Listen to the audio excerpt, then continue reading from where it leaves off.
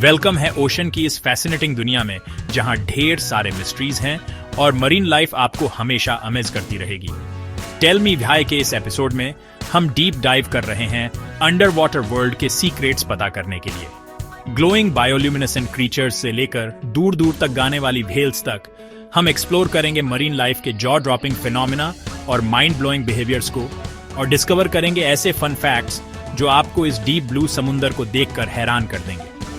हमारे साथ बने रहिए क्योंकि आप जानने वाले हैं वो माइंड ब्लोइंग साइंस जो इन क्रीचर्स फिनोमिना के पीछे है और उन वंडर्स के पीछे है जो ओशन को अर्थ की सबसे मिस्टीरियस जगहों में से एक बनाती है। चलो सीधे डाइव करते हैं। बताओ जरा, समंदर नीला क्यों दिखता है? ये जो समंदर है जो इतना बड़ा और नीला नीला सा फैला हुआ दिखता है हमारे सामने, सूरज की रोशनी, जैसा कि हम जानते हैं उसमें कई अलग अलग रंग होते हैं। एक पूरा स्पेक्ट्रम होता है रंगों का।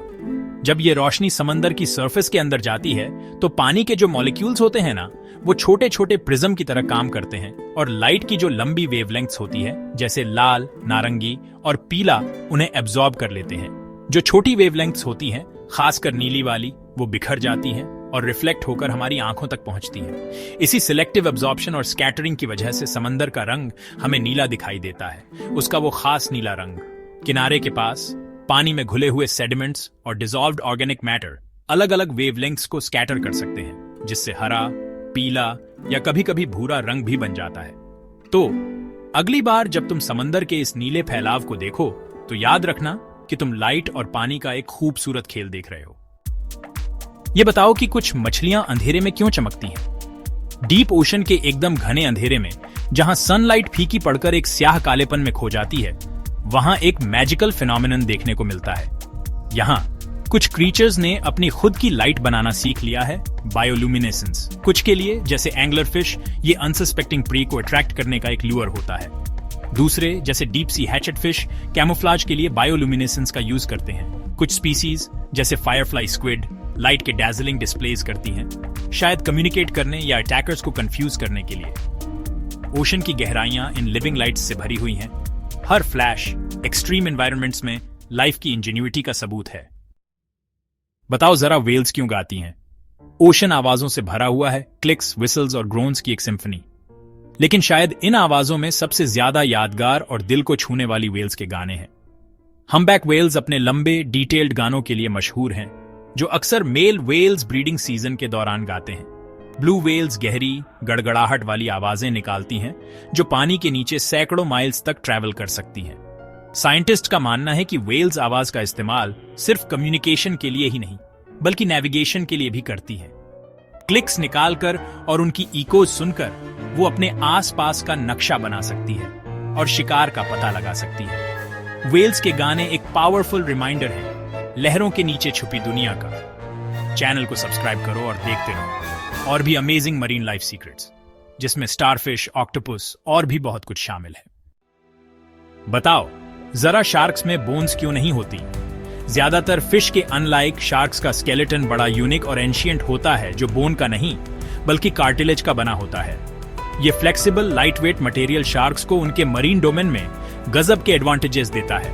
कार्टिलेज बोन से काफी लाइटर होता है, जिससे शार्क्स अनबिलीवेबल एजिलिटी और स्पीड से मूव कर पाती है। वो पानी में एफर्टलेसली ग्लाइड कर सकती है, अपनी बोनी काउंटर पार्ट्स से कम एनर्जी खर्च करके।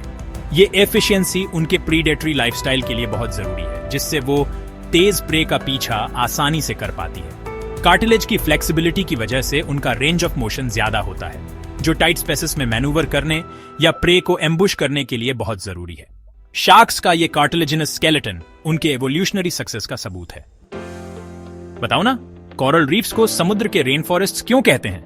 ट्रॉपिक्स के गर्म धूप वाले पानी में एक ऐसी दुनिया सामने आती है जिसकी खूबसूरती और बायोडायवर्सिटी लाजवाब है। The coral reef. Coral reefs polyps नाम के छोटे छोटे जानवरों से बनते हैं, जो कैल्शियम कार्बोनेट निकालते हैं ताकि वो सख्त प्रोटेक्टिव स्केलेटन्स बना सकें। समय के साथ ये स्केलेटन्स बढ़ते हैं और जमा होते जाते हैं, जिससे वो पेचीदा और रंगीन स्ट्रक्चर्स बनते हैं, जिन्हें हम कोरल के नाम से जानते हैं। ये अंडरवाटर आर्किटेक्चर ढेर सारे शानदार मरीन लाइफ को रहने की जगह, खाना और ब्रीडिंग ग्राउंड्स देता है। कोरल रीफ्स हमारे ओशंस की हेल्थ के लिए एक बहुत इंपॉर्टेंट रोल निभाते हैं। वो कोस्ट लाइन्स को मिट्टी के कटाव से बचाते हैं, लाखों लोगों को खाना देते हैं और नई मेडिसिन का सोर्स भी हैं। लेकिन ये नाजुक इकोसिस्टम्स क्लाइमेट चेंज, पोल्यूशन और ओवरफिशिंग की वजह से खतरे में हैं। इन पानी के नीचे के खजानों को बचाना हमारे प्लेनेट की हेल्थ के लिए बहुत जरूरी है। ये बताओ कि स्टारफिश अपनी आर्म्स रिजेनरेट कैसे कर लेती है। टाइड पूल्स के उथले पानी में और पूरे ओशन फ्लोर पर हमें मिलती है स्टारफिश, एक ऐसा जीव जिसमें कमाल की रेजिलियंस और रिजेनरेट करने की गजब की एबिलिटी होती है। अगर स्टारफिश का कोई आर्म टूट जाता है तो वो एक बहुत ही कमाल के रिजेनरेशन प्रोसेस में लग जाती है। टूटे हुए लिम्ब के बेस पर जो स्पेशलाइज्ड सेल्स होते हैं वो एक्टिव हो जाते हैं और एक टिश्यू का मैस बनाते हैं जो धीरे धीरे एक नया आर्म बन जाता है। ये प्रोसेस, जिसमें कुछ हफ्ते या महीने भी लग सकते हैं, स्टारफिश की उस कमाल की एबिलिटी से चलता है जिससे वो रिजेनरेशन वाली जगह पर न्यूट्रिएंट्स पहुंचाती है। नया आर्म बढ़ता है और धीरे धीरे वैसा ही शेप और फंक्शन ले लेता है जैसा टूटे हुए आर्म का था। कुछ स्पीसीज में तो एक टूटा हुआ आर्म भी एक पूरी नई स्टारफिश बन सकता है। पता है ऑक्टोपस के 3 दिल क्यों होते हैं? समुद्र की गहराइयों में, जहां प्रेशर बहुत ज्यादा होता है और माहौल बड़ा अनफॉरगिविंग होता है, वहां रहता है ऑक्टोपस, एक ऐसा जीव जो बहुत इंटेलिजेंट और अडेप्टेबल होता है। लेकिन शायद इसकी सबसे इंटरेस्टिंग बात इसके अंदर ही छुपी है। ऑक्टोपस के पास एक नहीं बल्कि 3 दिल होते हैं। इनमें से 2 दिल, जिन्हें ब्रांचियल हार्ट्स कहते हैं, गिल्स तक खून पहुंचाने का काम करते हैं। तीसरा दिल, सिस्टेमिक हार्ट, ऑक्सीजन वाला खून बाकी शरीर में पंप करता है, जिससे मूवमेंट, शिकार करने और दूसरे जरूरी कामों के लिए एनर्जी मिलती है। जब ऑक्टोपस तैरता है तो यह दिल धड़कना बंद कर देता है। इसीलिए ये जीव अक्सर समुद्र के तल पर रेंगना ज्यादा पसंद करते हैं। यह अनोखा 3 दिलों वाला सिस्टम ऑक्टोपस के एवोल्यूशनरी सफर का सबूत है। जरा बताओ, सी टर्टल्स रोते क्यों हैं? सी टर्टल्स, जो बहुत पुराने समुद्री जीव हैं और दुनिया भर के समुद्रों में घूमते हैं, उनमें एक अजीब सी और अक्सर गलत समझी जाने वाली आदत होती है। वो रोते हुए दिखते हैं। ये नमकीन आंसू दुहक या परेशानी की निशानी नहीं है, बल्कि उनके नमकीन माहौल में जिंदा रहने का एक बहुत ही स्मार्ट तरीका है। सी टर्टल्स जब खाते और पीते हैं तो बहुत सारा खारा पानी अंदर ले लेते हैं। नमक का सही बैलेंस बनाए रखने के लिए उनकी आंखों के पास खास ग्लैंड्स बन गए हैं जो फालतू नमक बाहर निकाल देते हैं। ये कमाल का तरीका सी टर्टल्स को ऐसे माहौल में अच्छे से जीने में मदद करता है जहां ज्यादातर दूसरे जानवर पानी की कमी से जल्दी ही दम तोड़ देते। ये बताओ कि डॉल्फिन्स इतनी इंटेलिजेंट क्यों होती हैं? ओशन के इतने सारे इनहैबिटेंट्स में डॉल्फिन्स अपनी रिमार्केबल इंटेलिजेंस, प्लेफुल नेचर और कॉम्प्लेक्स सोशल इंटरैक्शंस के लिए स्टैंड आउट करती हैं। डॉल्फिन्स के पास बड़े और कॉम्प्लेक्स ब्रेन्स होते हैं, खासकर वो हिस्से जो कम्युनिकेशन, सोशल इंटरैक्शन और प्रॉब्लम सॉल्विंग के लिए रिस्पॉन्सिबल होते हैं। वो सीखने की रिमार्केबल कैपेसिटी दिखाते हैं और उन्हें एक दूसरे को न्यू स्किल्स और बिहेवियर सिखाते हुए देखा गया है। कम्युनिकेशन डॉल्फिन सोसाइटी के लिए की है। वो एक दूसरे से कम्युनिकेट करने के लिए विसल्स, क्लिक्स और बॉडी लैंग्वेज का एक कॉम्प्लेक्स सिस्टम यूज करते हैं। साइंटिस्ट का मानना है कि डॉल्फिन्स के एक दूसरे के लिए इंडिविजुअल नेम्स भी होते हैं और वो अपने साथियों को उनकी यूनिक विसल्स से पहचानते हैं। डॉल्फिन्स बहुत स्किल्ड हंटर्स भी होती हैं जो कोऑपरेट करने और अपना प्रे पकड़ने के लिए सोफिस्टिकेटेड स्ट्रैटेजीज यूज करती हैं। मुझे बताओ, जेलीफिश के ब्रेन्स क्यों नहीं होते?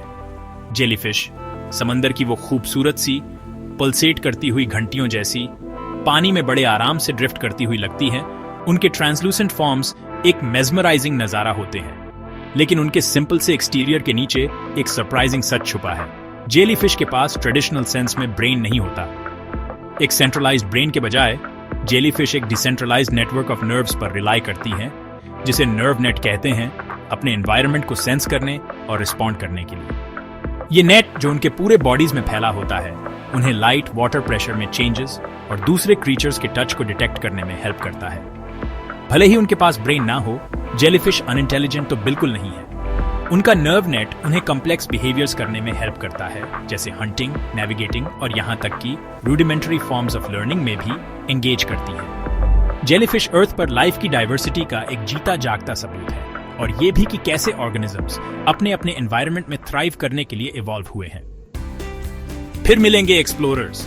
ओशन के मिस्ट्रीज वाली इस जर्नी में हमारे साथ जुड़ने के लिए थैंक्स।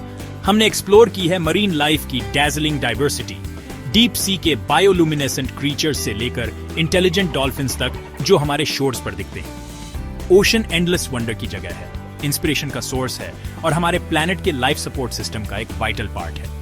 अंडर वाटर वर्ल्ड के वंडर्स को समझकर और अप्रिशिएट करके हम सब अपना पार्ट निभा सकते हैं इसे आने वाली जनरेशंस के लिए प्रोटेक्ट करने में।